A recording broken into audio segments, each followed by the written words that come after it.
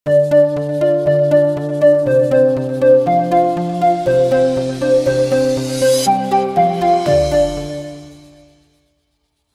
দর্শক, আসসালামু আলাইকুম রহমতুল্লাহি ওবরাকাতু। জীবনের জন্যে চাই সম্পদ, চাই শান্তি, নিরাপত্তা, চাই সুন্দর ভবিষ্যৎ। তাই তো জীবনের প্রয়োজনে অনেক সম্পদ দরকার। কখনো হয় আরোহিত, আবার কখনো প্রাপ্তি মেলে বাবা, দাদা অথবা উত্তরাধিকার সূত্রে। কিন্তু সেই সূত্রে প্রাপ্ত কোন নীতিমালার ভিত্তিতে সম্পদ পাবো, তার বন্টন নীতিমালাটা বা কী হবে, এসব বিষয় নিয়েই আমাদের আজকের আয়োজন। দর্শক দেখছেন এখন টিভি। রমজানের জন্য আপনাদের জন্য বিশেষ আয়োজন ভাইয়া হোটেলস নিবেদিত সংযমের অর্থনীতি। এই আয়োজনের পাওয়ার্ড বাই স্পন্সর শাহজাদি 2-in-1 মেহেদি এবং এই আয়োজনের সহপৃষ্ঠপোষক মুনতাহা স্টিল। আজ আমরা কথা বলবো ইসলামে উত্তরাধিকার আইন নিয়ে। কথা বলবার জন্য আমাদের স্টুডিওতে যোগ দিয়েছেন বিশিষ্ট আলেমে দ্বীন, বিশিষ্ট ইসলামিক স্কলার, ঢাকা বিশ্ববিদ্যালয়ে শিক্ষকতা করেন, ওয়াইসিভুক্ত ইউনিভার্সিটিতেও তিনি পড়ান, জনাব হাফিজ মাওলানা মুহসিন মাশকুর আছেন আমাদের সাথে। শেখ, আসসালামু আলাইকুম রহমতুল্লাহ। ওয়ালাইকুম আসসালাম রহমতুল্লাহি ওয়া বারাকাতুহু। দর্শক, আমাদের সাথে মদিনা ইউনিভার্সিটি থেকে যোগ দিয়েছেন মোহাম্মদ হাফিজ মাওলানা মুফতি ইউসুফ আলী। শেখ, স্বাগত আপনাকে। আসসালামু আলাইকুম রহমতুল্লাহ। ওয়ালাইকুম আসসালাম রাহমাতুল্লাহি ওয়া বারাকাতুহু। শেখ, আজ আমরা ইসলামে উত্তরাধিকার আইন এর সব দিক নিয়ে আমরা আলোচনা করতে চাই। আর থাকুন আমাদের সাথে। আমরা স্টুডিওতে মুহসিন মাশকুর। শুরুতেই আপনার কাছে জানতে চাই যে ইসলামী উত্তরাধিকার আইনটার মূল নীতিমালাই কি, বা এর স্ট্রাকচারটা আসলে কি? কারণ এ নিয়ে অনেক কথা মাঝে মাঝে শোনা যায়। আলহামদুলিল্লাহ ওয়াসসালাতু ওয়াসসালামু আলা রাসূলিল্লাহ। খুবই চমৎকার একটি বিষয়ের অবতারণা। প্রথমত আমাদের একটি বিষয় জানা দরকার যে আসলে উত্তরাধিকার আইনটা কিভাবে আসলো ইসলামে। ইসলামে প্রথমেই ছিল ওসিয়তের নীতিমালা। কুতিবা আলাইকুম ইযা হাদারা আহাদাকুমুল মাউতু ইন তারাকা খায়রান আল ওয়াসিয়্যা।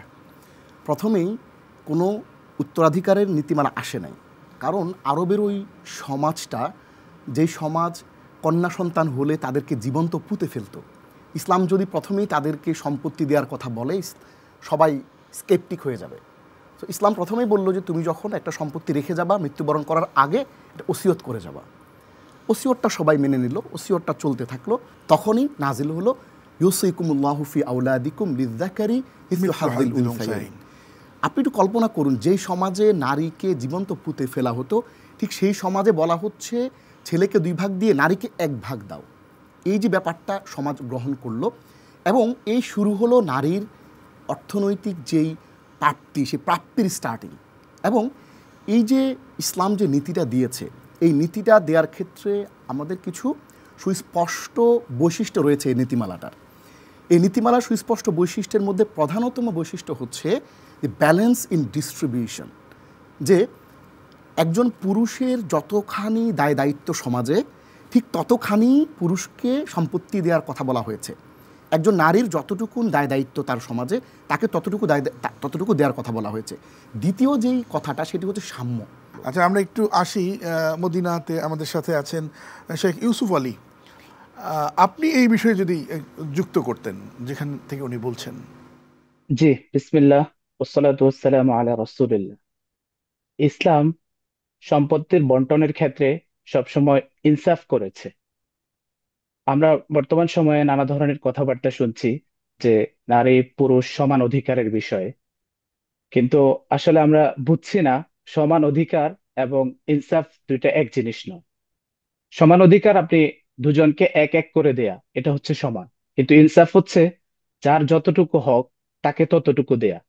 সেক্ষেত্রে আল্লাহ তাআলার থেকে বড় ইনসাফকারী কে আছেন? তিনি যেহেতু কোরআনে বলেছেন যে লিযযাকারি মিসলু হাযযিল উনসায়াইন, অর্থাৎ একজন পুরুষ যা পাবে দুজন মহিলা তা পাবে। এই এই কথাটা অনেক বড় হেকমত আছে। আমাদের সমাজে মূল সমস্যাটা হচ্ছে আল্লাহ তাআলা যতটুকু অংশ দিয়েছেন, মানুষ ততটুকুই বোনকে ঠিকভাবে বুঝিয়ে দেয় না। এজন্য মিরাথ নিয়ে এত ধরনের সমস্যার সৃষ্টি হয়। কিন্তু আমরা যদি বোনের যে পর্যাপ্ত হকটা তাকে দিয়ে দিই, তাহলে তেমন কেউ না, খুব বেশি মানুষ নাই যে যারা ইনসাফের বিপরীতে গিয়ে সমতার কথা বলে আল্লাহর আইন বিরোধী কথা বলবে। কিন্তু আমরা মূল যে বোনের হক সেটাই বুঝিয়ে দিচ্ছি না। বেশিরভাগ ক্ষেত্রে দেখা যায় যে বোনকে নয় ছয় করে বুঝিয়ে দেয়, বা অনেক ক্ষেত্রে বোনরাও নিতে চায় না। তো এই বিষয়টা পুরোপুরি গিয়ে আল্লাহর আইন বিরোধী কথাবার্তা হিসেবে পরে প্রকাশ পাচ্ছে। এজন্য আমরা সম্পদ বন্টনের আমরা আপনার ক্ষেত্রে কাছে আবারও আসবো আল্লাহ ইনশাআল্লাহ। তাআলার যে সময় হচ্ছে একটা বিরতি নেবার। দর্শক, আজ আমরা কথা বলছি ইসলামী উত্তরাধিকার আইন। ছোট্ট একটা বিরতির পর আবারও আসছি ইনশাআল্লাহ।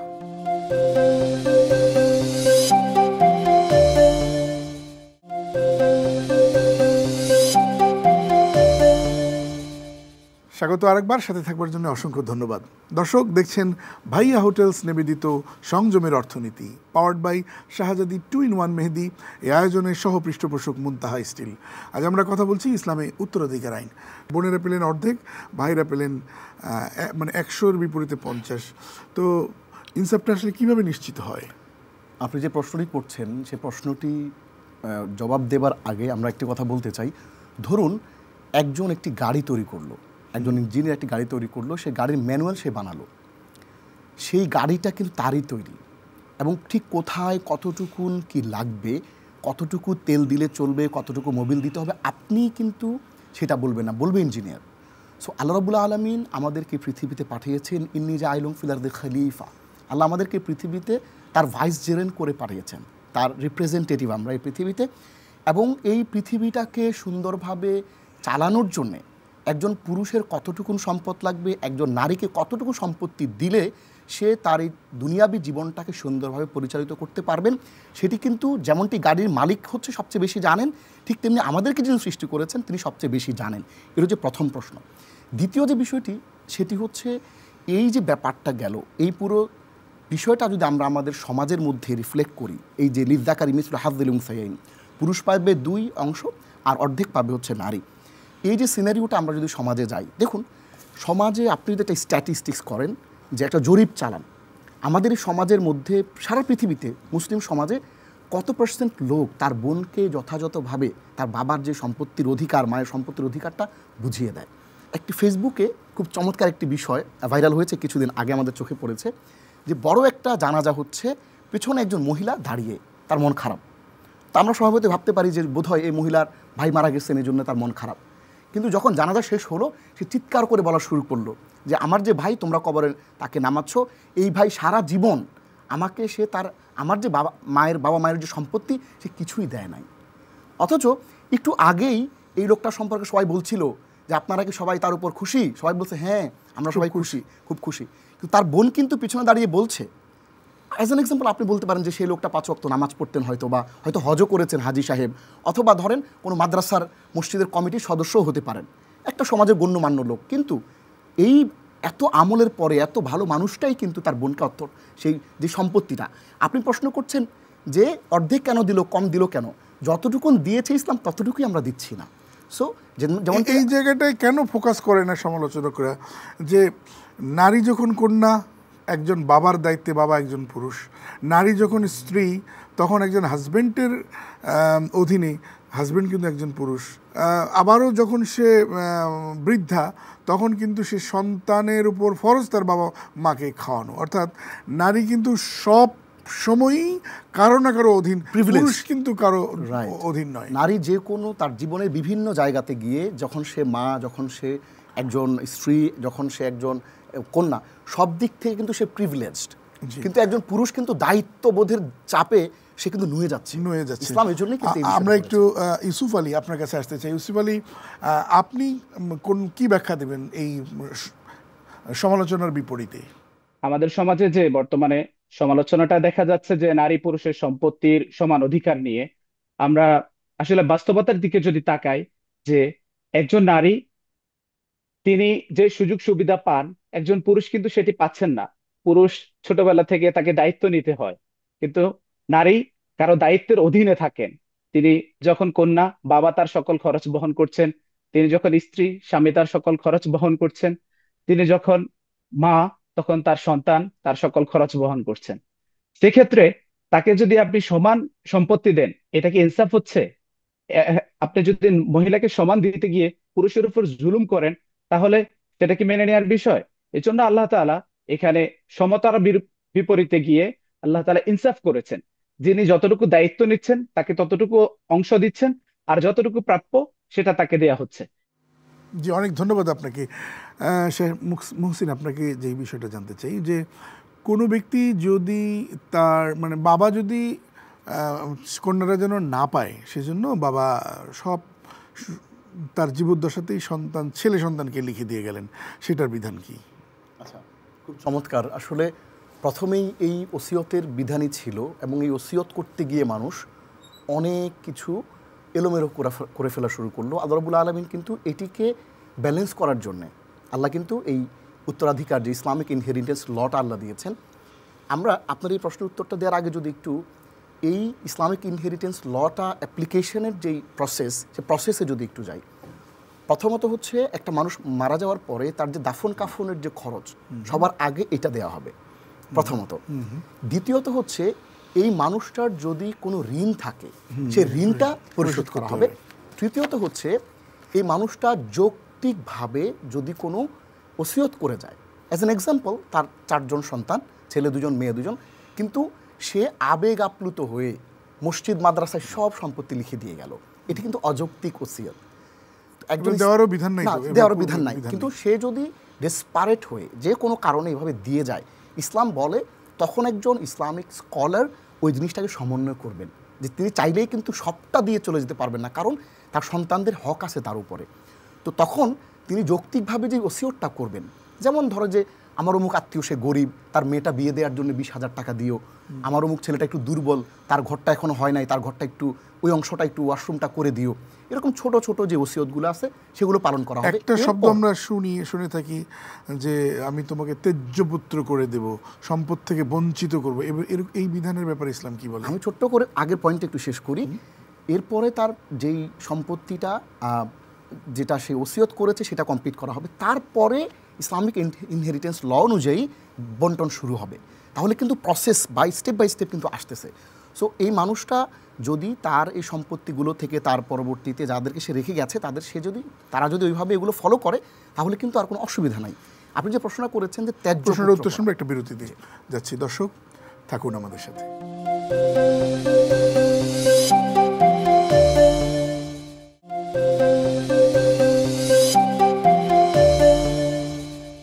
স্বাগত আরেকবার, সাথে থাকবার জন্য অসংখ্য ধন্যবাদ।